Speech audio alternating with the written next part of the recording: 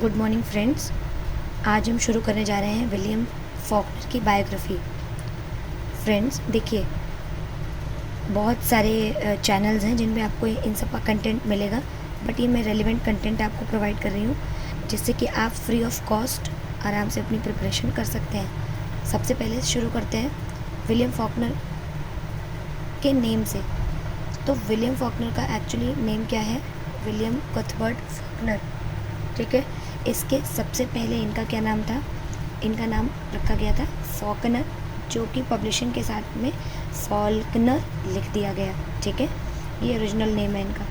फिर ये इनका बॉर्न डेट क्या है? He was born on September 1897। Born on 1897, ये बहुत इंपॉर्टेंट डेट है जो आपको याद रखनी है। Was profoundly affected by his family, right. ठीक है, इनके फादर का नाम था मुरी फॉकनर और he was an indifferent student and he has left his high school exams when he was 15 years old।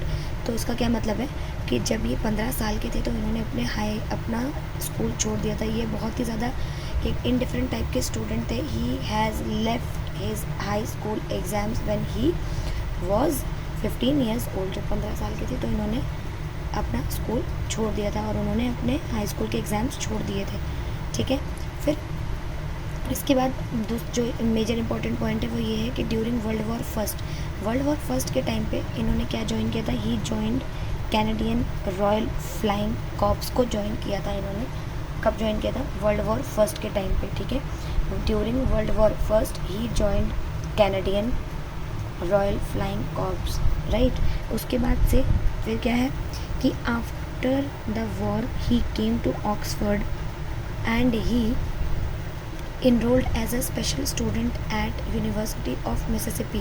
ठीक है, वर्ल्ड वॉर के बाद में, ठीक है, वॉर के बाद में ही केम टू ऑक्सफोर्ड, फिर उन्होंने ऑक्सफोर्ड में जाकर के पढ़ाई की and he enrolled as a special student at University of Mississippi। ये बहुत ही इम्पॉर्टेंट एक फिक्शनल टाउन है जो कि इन्होंने एक अपने बार बार नॉवेल्स में भी यूज़ किया हुआ है।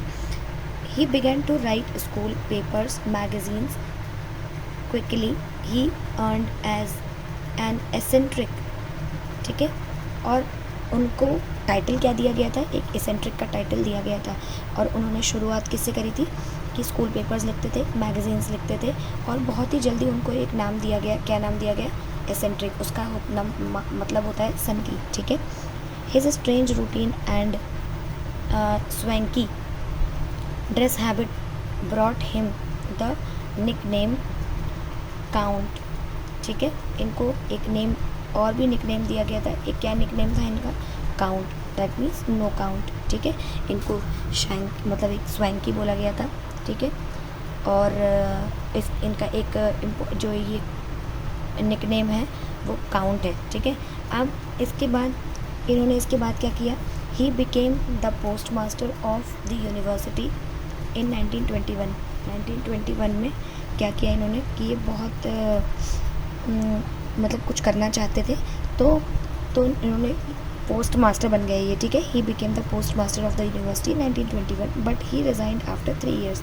लेकिन 3 साल के बाद इन्होंने उस पद से भी रिज़ाइन दे दिया था। फिर अब एक इम्पॉर्टेंट पॉइंट हमने यहाँ याद किया जो कि 1921 का था। 1921 में इनको पोस्ट मास्टर के पद पर ज्वाइन किया था यूनिवर्सिटी में 3 साल के लिए, फिर रिज़ाइन कर दिया था 3 साल के बाद। फिर 1924 में पढ़ते हैं। 1924 में इनकी एक पहली पोएम पब्लिश हुई थी। ठीक है, पोएम इनकी पब्लिश हुई थी क्या? The marble faun. क्या पब्लिश हुई थी? The marble faun. फिर से बोल दो एक बार, द मार्बल फॉन। ठीक है, 1924 में सबसे पहले इनकी एक पहली पोएम पब्लिश हुई थी, उसका नाम था द मार्बल फॉन। ये बहुत इंपॉर्टेंट है। अर्ली 1925 में Faulkner and his friends travelled to new Orleans. There he met a novelist Sherwood Anderson. ठीक है, वहाँ पे किससे मिले? शेरवुड एंडरसन से मिले थे। And his friendship with Anderson inspired him and advised him to write a novel. और इनसे ही प्रभावित होकर के इनसे ही इंस्पायर्ड होकर के इन्होंने क्या किया था कि एक नॉवेल लिखी थी। ठीक है, इन्होंने इनको इंस्पायर किया कि तुम एक नॉवेल लिखो। तो शेरवुड एंडरसन से इंस्पायर होकर के विलियम फॉकनर ने एक नॉवेल लिखी थी। ठीक है, his first novel was the soldiers पे। उनकी जो पहली नॉवल थी वो थी सोल्जर्स पे, जो कि 1926 में लिखी थी। ये बहुत ही ज़्यादा इम्पोर्टेंट है, ठीक है, ये बहुत ही ज़्यादा इम्पोर्टेंट है। अब आगे देखते हैं। Published many novels from 1926 to 1931, और इन्होंने बहुत सारी नॉवेल्स भी पब्लिश की हैं। कब? 1926 से लेकर 1931 तक। मैंने बताया कि शेरवुड एंडरसन जो थे, इनसे प्रभावित होकर ही इन्होंने क्या शुरू किया था, इन्होंने नॉवेल लिखना शुरू किया था। और 1926 से लेकर 1931 का पीरियड बहुत ही ज़्यादा इंपॉर्टेंट पीरियड है, जिसमें इन्होंने बहुत सारी नॉवेल्स को पब्लिश किया है। 1927 में, अभी मैंने 26 की बात करी थी, जो सोल्जर्स पे है वो 1926 में आया था। मैं बात कर रही हूँ 1927 की, जो मॉस्किटोज़ जो है, ठीक है, वो पब्लिश हुआ था। स्पेलिंग आप इसमें एक बार ठीक कर लीजिए, ठीक है। मॉस्किटोज़ पब्लिश हुआ था, वॉज पब्लिश्ड। इसके बाद 1929 में सैटोरीज, 1929 में साउंड एंड द फ्यूरी भी पब्लिश हुआ था। 1931 में एज आई ले डाइंग, ठीक है, ये भी पब्लिश हुआ था। अब 1929 में ही मैरिड टू स्टेली ओल्डहैम। इसके बाद 1929 में ही इनकी शादी किससे होती है? 1929 में ये शादी करते हैं स्टेले ओल्डहैम से, ठीक है। और he was considered to be the true American modernist prose fiction writer, ठीक है, और has known for using stream of consciousness. तो इनको स्ट्रीम ऑफ कॉन्शियसनेस यूज़ करने के लिए भी मतलब एक बोला जाता है कि किसने अगर स्ट्रीम ऑफ कॉन्शियसनेस यूज़ किया तो वो ये है कौन? William Faulkner. And the time shifts multiple narrations. His first short story collection was there 13, ठीक है, इनका शॉर्ट स्टोरी कलेक्शन जो था उसका नाम था देयर 13। अब सेंचुरी पल्प्स नॉवल, ठीक है, कौन सी सेंचुरी पल्प्स नॉवल? 1931। इसका थीम क्या था? Evil and corruption. 1949 में ही was awarded for the Nobel prize. 1949 ये टाइम बहुत ज़्यादा ही इंपॉर्टेंट है, इसको आप याद रखेंगे। 1949 में he has got the Nobel prize, he was awarded the Nobel prize. और फ्रॉम 1949 से लेकर 1953 तक he had an affair with किसके संग अफेयर था इनका? जॉन विलियम्स के साथ अफेयर था, ठीक है।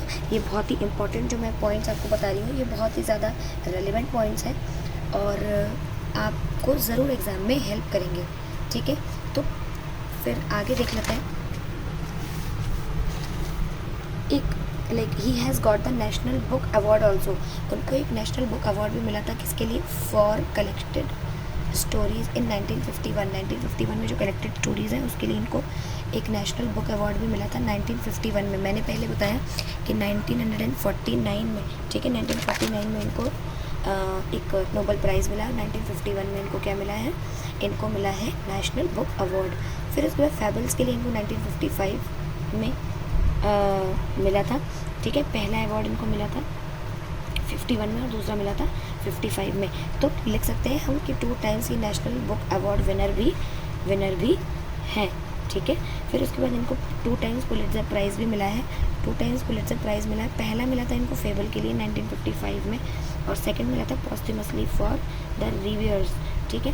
रिव्यूअर्स और राइवर्स, रेवरी में कंफ्यूजन नहीं होनी चाहिए कि REIVERS ये विलियम फॉकनर की है और एक आपने पढ़ा होगा रेवरी, जिसका मतलब होता है डे ड्रीम, ठीक है, वो चार्ल्स लैम्ब की है, ठीक है। तो ये भी ध्यान होना चाहिए कि रेवरी और राइवर्स में डिफरेंस है। ये रेवरी नहीं है, रिवर्स है, राइट। तो ये कब हुई थी? 1963 में। इसके बाद ही हैज़ वर्कड फॉर, इसके बाद इन्होंने बहुत से अलग अलग काम भी किए हैं। क्या इन्होंने काम किया है कि the US state postal services के बारे में इन्होंने में काम किया था। The US state postal services में काम किया था और उन्होंने अपना 22 सेंट्स का पोस्टल स्टैम्प भी शुरू किया था, जो कि 1987 में शुरू किया था। 1957 में इन्होंने क्या किया था और 1958 में क्या किया था? He was a writer in residence in the university of Virginia, ठीक है। 1957 और 1958 में he was a writer in residence in the university of Virginia. तो यहाँ पर ये क्या थे? यूनिवर्सिटी ऑफ वर्जीनिया में ये एक राइटर के रूप में भी काम किए थे। अब 1962 का एक टाइम है जो इनको बहुत ज़्यादा सीरियसली इंजर्ड हो गए थे ये, और इनकी हॉर्स से, ठीक है, he had fallen from the horse and he died in 1962 में ये इनकी डेथ हो गई थी। लेकिन डेथ किससे हुई थी? Due to a fatal heart attack से इनकी डेथ हुई थी। तो क्वेश्चन में अगर आएगा कि इनकी डेथ किससे हुई थी, तो फैटल हार्ट अटैक से इनकी डेथ हुई थी। He was buried at Saint Peter cemetery. कहाँ पे इनको बरी किया गया था? सेंट पीटर सीमेटरी में इनको बरी किया गया था। And he was awarded for the fictional city novel Yoknapatawpha, ठीक है। तो योगनापातापावा की जो है ये एक फिक्शनल सिटी है जिसके लिए इनको अवार्ड भी मिला था, ठीक है। फ्रेंड्स, आगे पढ़ते हैं। He wrote about, he maximum like entirely wrote about the southern part of the US. इन्होंने ज़्यादा से ज़्यादा सदर्न पार्ट के बारे में ही लिखा है। William Faulkner as a novelist अगर हम पढ़ें तो उन्होंने कौन कौन सी नॉवेल्स को पब्लिश कराया है? मॉस्किटोज़ को 1926 में, सैटोरीज़ को 1929 में, याद रखेंगे मॉस्किटोज़ 1926 में, और 1926 में एक मैंने आपको और बताया था कि इन्होंने एक 1926 में क्या पब्लिश कराया था? सोल्जर्स पे भी इन्होंने पब्लिश कराया था, जो कि इनकी फर्स्ट नॉवल थी। सैटोरीज़ जो है वो 1929 का है। साउंड एंड द फरी 1929, as I lay down 1930, century 1931, light in August 1932, Absalom 1932, unvanquished 1939, the wild Sam 1939, the hamlet 1940, intruder the dust 1948, requiem for the nun 1951, a fable 1954, the town 1957, the mansion 1960, the reivers 1962, ठीक है।